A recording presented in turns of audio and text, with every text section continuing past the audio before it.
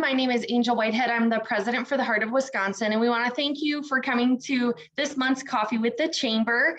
Our sponsor for today is Marshfield Clinic, and we're very excited about our presentation today. Kyle Kearns is an alumni of the University of Wisconsin-Stevens Point and has spent a decade working in economic development and planning in that industry in central Wisconsin. In his current role as the Director of Community Development for the City of Wisconsin Rapids, Kyle oversees economic development, planning, zoning, inspections, and code enforcement. So we're very excited to have him today as we partner with him frequently at the Chamber. So I'm going to let Kyle take it over. Just a few quick reminders before I let him take over. Please keep your microphone muted during the presentation. If you have questions, feel free to put them in the chat. I'm happy to relay those to him, or just unmute yourself and say, hey, I have a question. Otherwise, we'll have some Q&A at the end of this session. All right, Kyle, I'll let you take it over. Thank you, Angel. Everyone can hear me okay?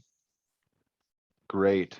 So thank you for the introduction, Angel, and thank you everyone for being here today. I do see, recognize some names in the crowd. You'll see in the agenda in a little bit, there's 4 things that I wanted to touch upon, and I think we'll save all the questions to the end. There's a lot of information I'm going to share today. I've got about 50 slides, so I'll run through them pretty quick. Angel will have the slides available for you after the meeting if you do want to double back and reference something. With that being said, I have also I've not rehearsed today or even thoroughly reviewed the presentation, so recognize there could be errors or we might run into technical difficulties during the presentation. With that, I will jump right in. As Angel said, I'm Kyle Kearns, Community Development Director for the City of Wisconsin Rapids. I've been with the city for about 1.5 years. I started in March of 2020. So about 2 weeks before the pandemic, and it was an interesting time to start a new job, as well as get acclimated to the community. I was fortunate. I worked in Stevens Point for about 8 years prior to coming to Rapids, and then I was in Marshfield for about 1 year as well. So, and as she noted, an alumni grad of UWSP, and came to UWSP from the Twin Cities, and have really I've really liked central Wisconsin, and obviously have placed my roots here with my family and my children. And I think we'll be staying for quite a while because, again, I think central Wisconsin has a lot to offer. With that, we'll jump right into economic development locally. Again, there's a few things that we'll go over on the agenda here. The first thing I want to touch upon is the redevelopment plan that the city is working with a consultant on regarding the paper mill and other underutilized sites in the downtown. Then I'll quickly mention the wayfinding project we're working on. I'll touch upon some local economic development, and then kind of the future outcomes here for 2022 and beyond. So item 1, again, the recovery and redevelopment plan. I want to remind people of what happened in June of last year, right, with some of the headlines that you see on the screen here with the Verso mill closure and 902 employees being laid off and it idling, and right there being a shock across several industries and other organizations and businesses like Cardinal Trucking also closing down or being negatively affected due to this. And there were a few things that happened immediately. We had the creation of the Rapids Together Task Force. We also had several, and organized by the Chamber, thank you, Angel, several, what are they called? Employment summits, or I forget the name of them, right, to address this. And there were several other things that a lot of different stakeholders were doing in response to this mill closure. And one of the things that the city did shortly after, well, I shouldn't say shortly, it was several months after this news, is we worked with the Regional Plan Commission to apply for funding through the CARES Act. And the Regional Plan Commission, for those that don't know, is based out of Wausau, and they serve a think a 9-county area, and they provide assistance to municipalities, planning assistance, primarily, but other assistance, economic development assistance, and they serve as kind of a base for EDA dollars to funnel from the government through municipalities locally. And on the screen here, you'll see again the Rapids Together Task Force was created, and unfortunately, that had kind of stalled early this year. And the Timber Professionals Cooperative was created as well, and they've advocated for the creation of what's called the Consolidated Cooperative, which was created ultimately to purchase and operate the mill. I have not heard from them recently, so I'm not sure what the state of the Consolidated Cooperative is. But I do know that they're working on a business plan and business model to, again, potentially purchase and operate the mill in one capacity or another. And then that leaves us with the last option that I mentioned is our grant application to the EDA. Prior to our application, we had to look a little bit closer at the mill, and you can see here, the mill owns and operates over 1,000 acres within the community.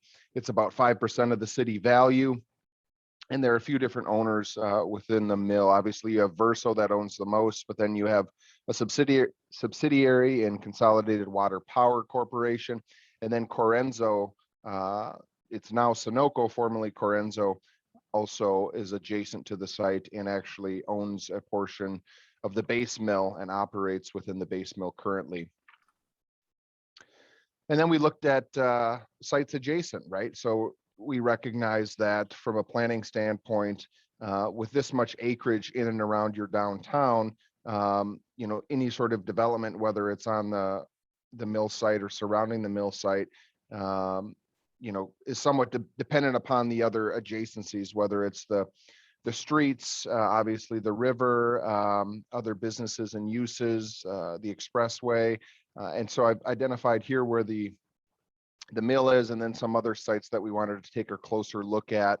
One is the Triangle property, East Town Plaza, the former Eagles building that we own, as well as the Tribune property and some underutilized parking within the community. And then we've got the Foundry there on the far west side of the map. That again is an underutilized vacant site. So we wanted to try to rope these sites into this plan that we were, again, and these dollars we were pursuing through the EDA. So again, we partnered with the Regional Plan Commission. Dennis Lawrence out of the Plan Commission was crucial for us.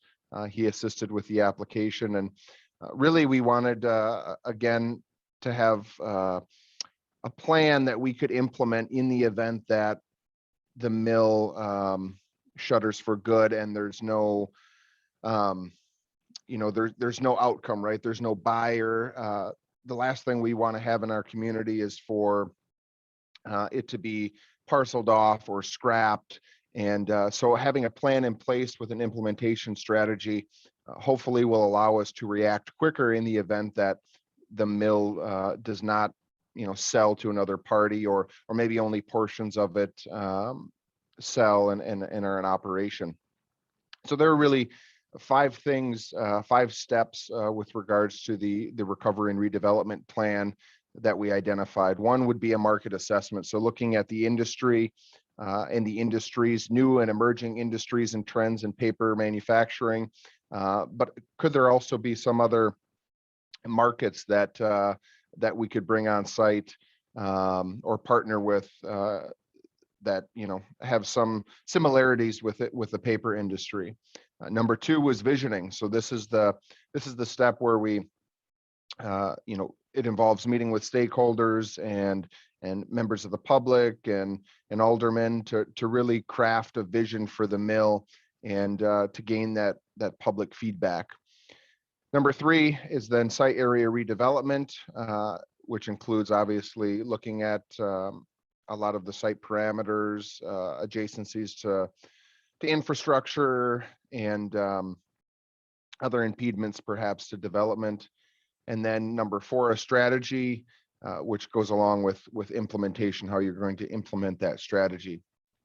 So we outlined this pretty thoroughly in the application to the EDA. And our original ask was $144,000 from the U.S. Economic Development Association. However, we also asked for the match from the Wisconsin Economic Development Corporation to have a total project cost of $180,000. We were fortunate that Angel stepped up and actually created, I think it's the Hart Foundation, to apply for the match. So actually the city is not having to cover the cost of the match for the grant.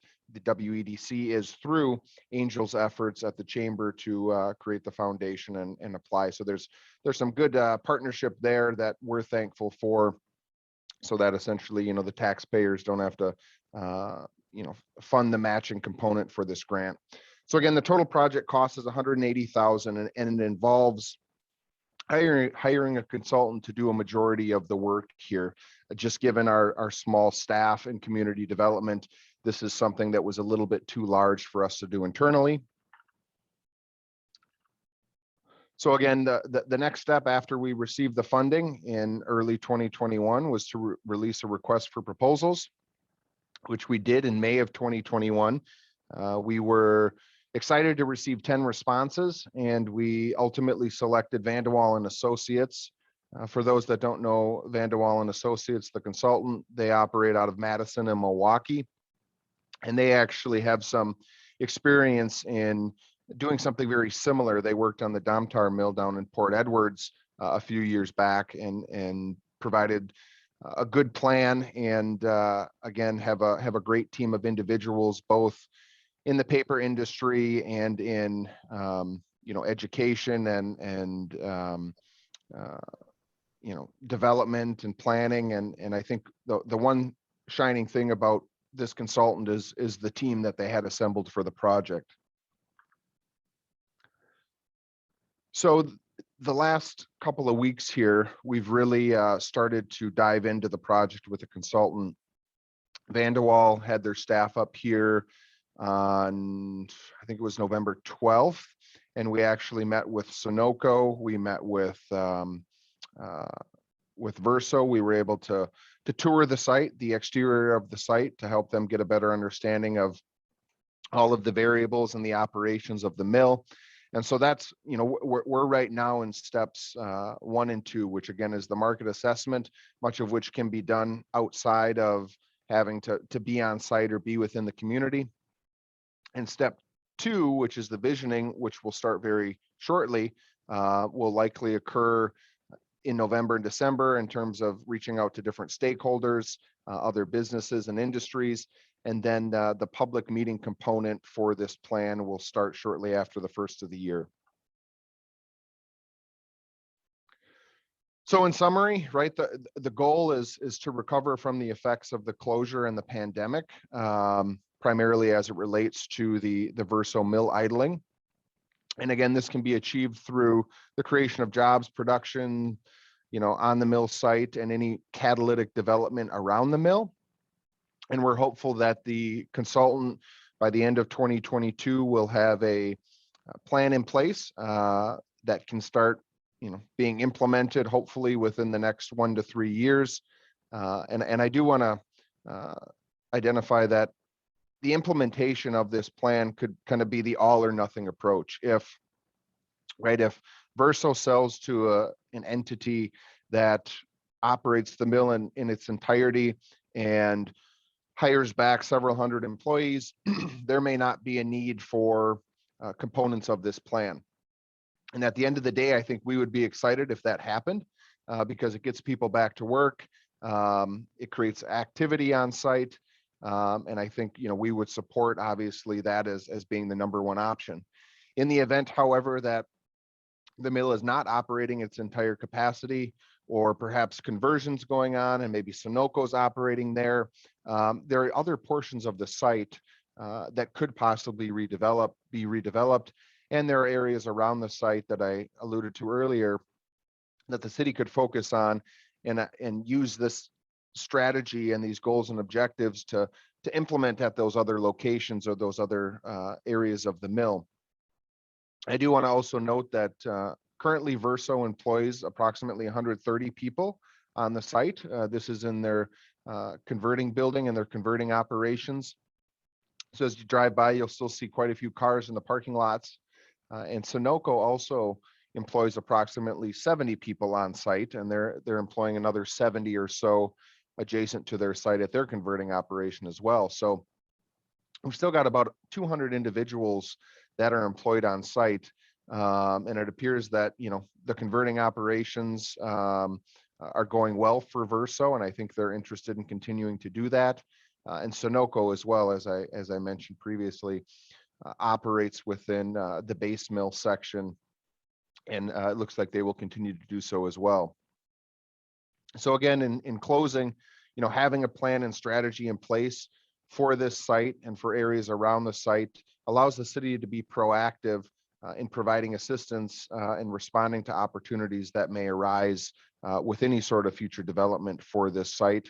And we're very excited with, again, partnering with Vanderwall and having this opportunity, and very thankful for the EDA's dollars and the WEDC recognizing the importance of what this plan can do, this recovery and redevelopment plan can do for the community moving forward. The WEDC in particular also recognizes that this perhaps could be replicated in other communities that are experiencing something similar, like in the Fox Valley area, where you have other mills that have idled and are experiencing the same thing. So it could be something that could be reproduced in other communities moving forward. Again, if you have questions with regards to the project, I'd be happy to answer them in the end, maybe jot them down, and then we can circle back at the end of the presentation and I'll take all the questions. Moving on to item 2 is the wayfinding project the city has started. About a year ago, the city identified that there were some issues with regards to our signage downtown and just throughout the entirety of the community. And so we elected to create a cohesive trail network of signage, create some consistency among wayfinding, parks, municipal signs, parking lot signs. And a lot of our signage was deteriorated and needed to be replaced anyways. And so we thought about, could we just work with the sign shop to get it done, our local sign shop here, or could we do something on a much larger scale? And that's essentially the route that we took. And so we partnered with Corbin, and you'll see that in the next slide. I'm getting ahead of myself here. But one of the reasons we took a larger approach is because we can, with some consistent signage, it assists in beautifying the city, and you'll see with some of the renderings coming up, they're very good looking signs that we're hoping to install in the next year. But it also promotes tourism, and it encourages outdoor recreation and activity within the community as well. And so, as I noted, again, when I got ahead of myself, the design of the signs was the first step, fabrication number 2, and then install number 3, and I'll touch upon each of those. So for design, we hired Corbin Design off the East Coast. They had flew in several times. They had walked the different trail systems within our community, and they put together a very detailed sign design that I think will suit the community well. And here are some of the trails that they identified throughout the community and the interconnectedness with surrounding communities: Port Edwards to the southwest, Burin to the north, and the towns to the east and to the west. And then they really took a focus on the downtown area as well. So we've got several riverfront trails. We've got, Witter Field and the Aquatic Center relatively close to the downtown. And so we really wanted to focus from a wayfinding standpoint on this downtown area and inject some kiosks and things of that nature within this within the downtown.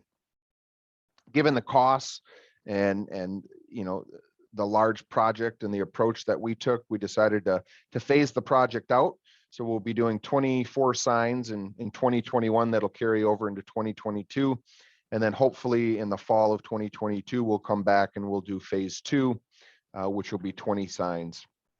The bulk of phase one includes the pedestrian kiosks, the wayfinding kiosks, the larger signage, versus a lot of the smaller signage in phase two. So here are the designs that they came up with. And I've got some larger images coming on other slides, but we wanted to mix in some rustic elements with some modern elements. And so you'll see that Corbin really blended the metal and the wood materials together nicely, as well as, you know, the text. And we wanted to have those touches of the river within the designs as well. And these are what we're, I think, the most excited about. The one on the left is the pedestrian kiosk that'll be in downtown, and then the one on in the middle is the wayfinding kiosk, and that'll be, you know, on trailheads in some of the parks and you know, some of the main access corridors to the trail system. And these are very detailed signs that'll have maps. The hope is that this will also coordinate with another project, that other communities surrounding us are pursuing, trying to match similar wayfinding signage to our wayfinding signage and create something very close to what Stevens Point has in the Green Circle Trail, but locally here in Wisconsin Rapids. And so the thought is, if that does come to fruition, we have the ability to add different signage to the trail system, whether it's you know, an app. When you're on the trail system, you can you know, download the app, and then it gives you real-time data and identifies where in the vicinity are local businesses and other civic attractions, and obviously include the trail map within the app. So hopefully there are better things yet to come with regards to partnerships with surrounding communities and that that overall trail project. The third step, or the second and third step, were to hire a sign consultant to fabricate and install the signs. And so we pursued, again, a RFP, request for proposals, and we had 3 responses, and we elected to go with Graphic House out of Wausau. And we've recently met with them this fall to finalize a lot of the locations, obtain measurements, and work some of the more difficult things out, and coordinate with the streets department to do some concrete around some of the bases of the sign eventually. And so the thought is that Graphic House will install many of the foundations and bases this year, and then come back next spring and actually install the signs. So they'll use the winter months to fabricate the signs and pursue installation in the spring. And then I think we'll just roll them right into phase 2 in the fall of 2022. So again, you know, we're pretty excited about that, just because from an economic development standpoint, we feel as though that, right, it'll hopefully increase tourism within the area, as well as hopefully bring some foot traffic onto those, you know, businesses within the downtown. If individuals are using the trail system, or possibly, again, coming from other communities to use the trail system and spur that economic development within our downtown. Item 3 that I wanted to touch upon is local economic development. I know many of you are probably familiar with a lot of the developments going on within the community. I thought I'd quickly run through them, as 2021 has been much different than 2022. Than 2020.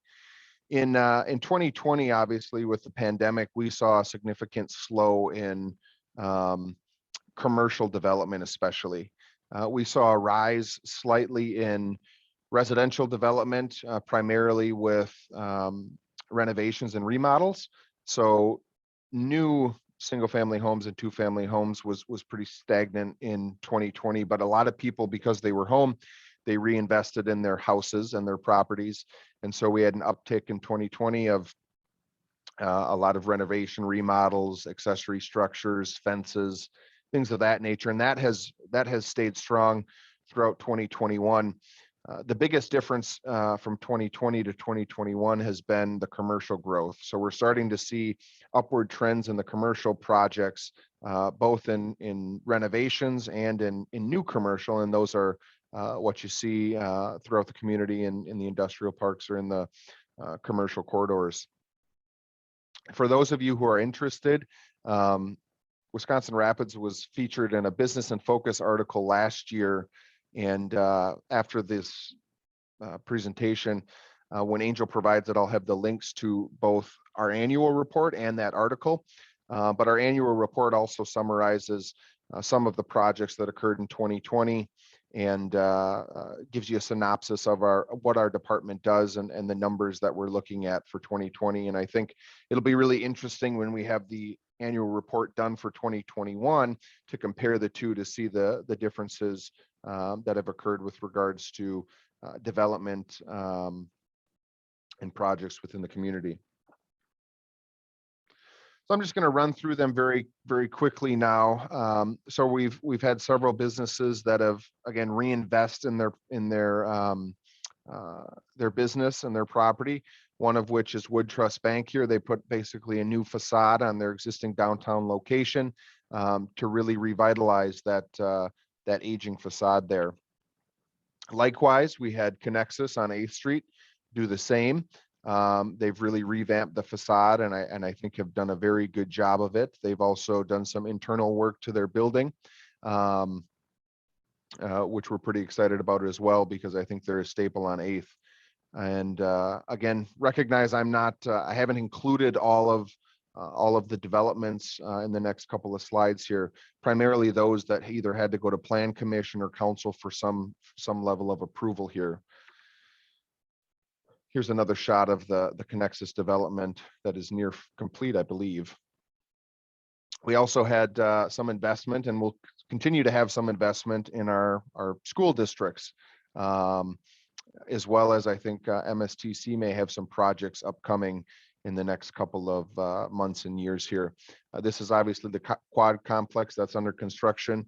And, this can do a lot for economic development in terms of being able to host different tournaments, baseball and softball tournaments. And so again, bringing in individuals from other communities to patronize this facility and spend money in the community. So we're again, pretty excited about this. The school district is also looking to invest in creating a more secure campus for both Lincoln High School as well as some of their elementary schools, Howe and Meade and Washington, I believe. And so they're putting an addition on. I think most notable is the one on the high school here to create kind of that atrium entrance and a more secured facility for the students, as well as being able to expand some of the administrative offices that they have within the building. So we're seeing some unique type development. This is the park downtown. So the Mead Witter Foundation worked with the city to request this. Essentially, they've owned this block for some time.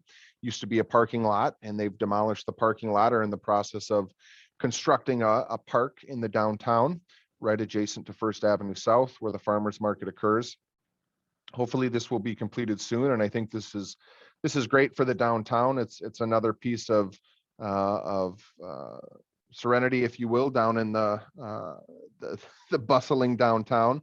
And so I think this can do a lot to expand, especially on what the farmers market does for the area, but also attract individuals or patrons who work and or live in downtown to be able to use this.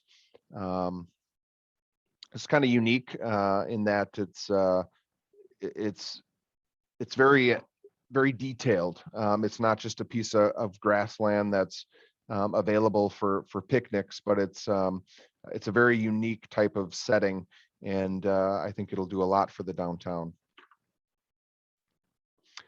We also have several developments on the commercial corridors underway or near completion. One of which is Starbucks. This is the site plan for Starbucks, and here's some renderings for Starbucks. Say what you will, we have a fair amount of coffee shops on 8th Street. But again, we're not in a position, at least in our office, to deny certain uses. Right, we live in a capitalistic society, so if a development comes in and requests to develop in the community, if they meet the planning, the zoning, the landscaping, the lighting requirements, the setbacks, we are in a position to respond and to approve such development if all those other requirements are met. Along with that, we had a similar request recently for Caribou Coffee on 8th Street as well, and here's the site plan for that. And here's a rendering, another very nice building. The difference between the Starbucks and this facility is that this will be a walk up and drive up only with an outdoor patio, so there will be no indoor seating in the Caribou Coffee facility. Metalco in our industrial park is planning a new standalone accessory building. So they opened in November of last year and are employing, I think, anywhere from about 70 to 75 individuals. And they need additional storage for the materials that they house on site. And so they're building a 22,000 square foot covered structure, which will again house some of their scrap materials, which is a very large building. And so it's good to see that businesses like this who have either transplanted the community or are existing in the community are expanding, especially coming out of the pandemic, and investing in the community. Most recently, we had Qdoba go through the site plan approval process. This is the I think former Hardee's building on 8th Street, and they'll be occupying the western half of the building and keeping a portion for storage or a future use. And they'll be primarily doing renovations to the building and not much on the site. But I think this will add to the fast food accommodations on 8th Street, and I think it's pretty exciting. As I enjoy their food, I'm not sure if everyone else does, but again, another Mexican restaurant, if you're interested. So we had a vacant building along West Grand Avenue for quite some time. It's the former Renaissance building. This was recently purchased by Sparhawk Trucking, and they are looking to partner with Sweps, the food pantry, to operate the food pantry in a portion of this building, the southeast portion of the building. So they're looking to add an addition onto the southeast side in order to accommodate deliveries. And this is exciting because it really allows Sweps to expand what they do for the community. And again, from an economic development standpoint, I think this is one of those things that it's not the grand new development, but certainly I think it meets a need in the community, and we've been pretty supportive of this in particular, but as well as trying to fill and either lease or sell some of these larger facilities. And you'll find at the end of the presentation that we'll be placing a lot of our focus in being able to partner with property owners, realtors, to really try to redevelop some of these facilities with different uses and be more creative when it comes to zoning or other economic development initiatives to get some uses in these areas. We're also seeing some development on the institutional side. So the fire station at Fire Station 1 is going to be renovated, as well as a large addition to the garage and to the living quarters of the fire station. And this project is underway currently. I believe it just started about a month ago.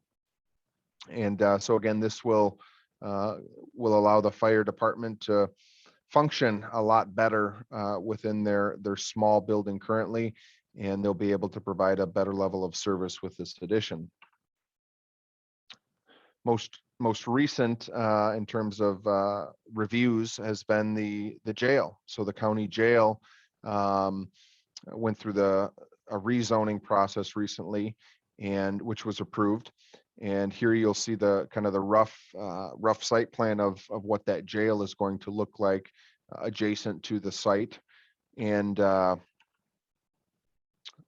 funding, I believe the county has acted to approve the funding, and so it's just a matter of them submitting a final site plan and final renderings to go again through the city approval process. So we're seeing we're seeing development both on the commercial side of things, the industrial side of things, as well as the institutional side of things with the schools, the city, and the county both looking to move projects forward. And here's a rendering of the jail as well. So with that, right, the future of economic development within the community, how does that look? I've tried to summarize a little bit on one slide here. As I alluded to earlier, we're going to place a lot of our resources and focus on infill redevelopment opportunities, both in the downtown and in our industrial parks along commercial corridors. And not only from a commercial standpoint, but from a residential standpoint. The city's a little bit limited on how we can expand at the periphery. And so I think that's why it's more important to focus on infill redevelopment opportunities rather than looking to annex adjacent areas within the townships. Because with annexation comes the need for infrastructure, and those can be somewhat costly. We're seeing some interest possibly for 2022 and 23 on some of our commercial corridors along 8th Street and 54. So there might be some good projects upcoming within those areas. And then there's also some new industry that shows interest within the city. Unfortunately, I can't share further details than the basics, but new industry meaning that it would be an outside business that doesn't currently operate within the community, nor an industry that currently exists within the community. We also have had several existing businesses who currently operate in the community show interest in expansion or relocation to another site within the city, which I think is good to hear, especially given what our local businesses went through during the pandemic. It's really exciting to hear that they are willing to take the next step and expand, or they have the capacity to do so, which means that business for them in certain industries is rather good. And then from a residential standpoint, we're not really forecasting that single family or two family construction will start booming within the community.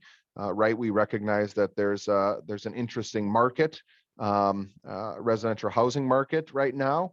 But again, due to the availability of lots that are significantly limited, we just don't think there's going to be an uptick in newly constructed single family or two family homes. However, we do still have some interest in some multifamily and or mixed use developments. And personally, I think some of those could be well suited in the downtown area on some of those sites that I recognize or identified early on in the presentation. So I think, again, coming out of the pandemic, if you're interested and you reference our annual report and you reference this presentation, I think commercially, I think we're doing much better than 2020. And I think the trend, at least locally, for economic development will continue to rise into 2022 and 2023, which is pretty exciting. And with that, that's all I have. I know I ran through it pretty quickly. I apologize if, again, for any errors or if I've missed anything, but I would be happy to take any questions that you may have out of any of those four topics.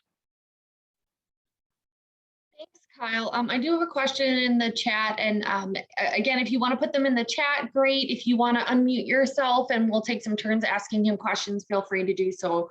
But Kyle, in the chat, it says, how involved is Krug and Teston with the new development plan? So they were very heavily involved with the Rapids Together Task Force. I would say they actually led that initiative initially.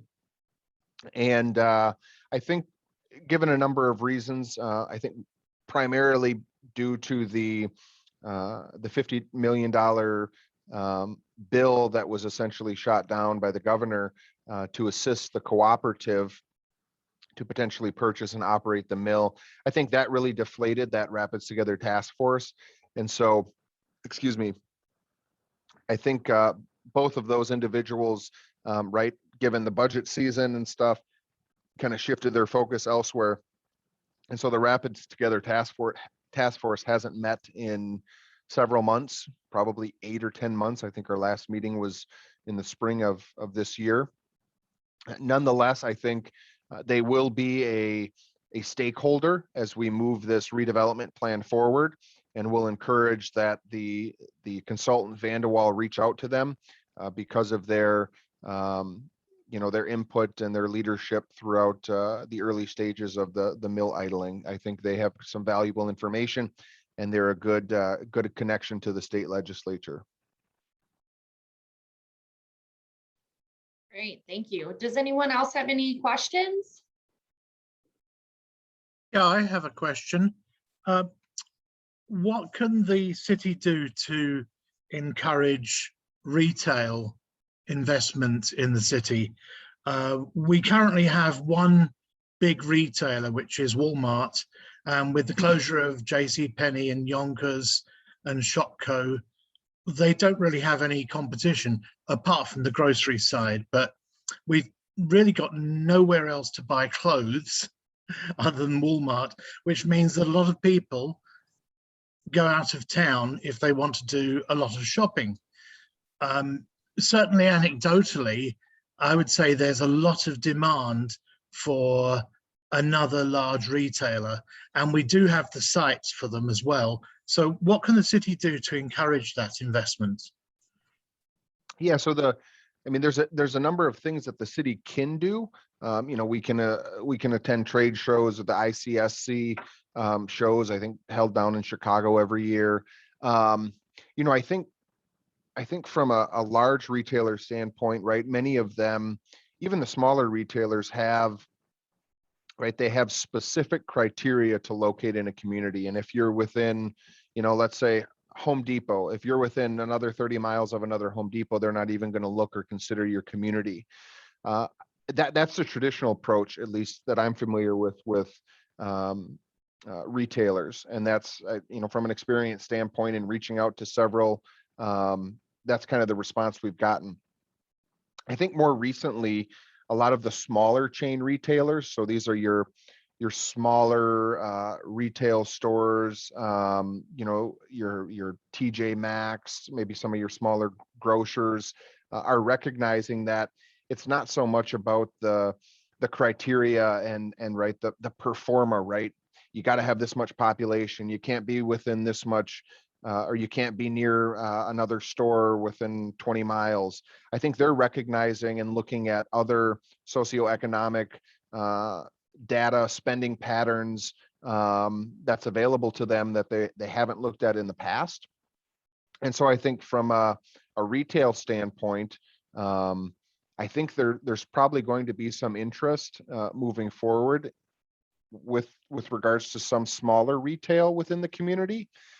Because of right, the dilemma that exists that you've brought up with regards to, right, having to drive 20 to 30 to 45 minutes to do any retail shopping. And I think there's still a need within the community. And so in working with developers, right, a lot of developers have connections to those large retailers, and we can help put together presentations and gather a lot of that data, work with the chamber, work with the county to really identify that need, and hopefully they'll recognize the need. And then after that, it's a matter of, right, finding a location, whether it's an existing building or new construction. But in summary, I will say, I think there is starting to be some more interest on the small retailer spectrum within the community. Again, everything slowed during the pandemic, but I think we're starting to see some of that interest come back now. Thank you. Any other questions for Kyle?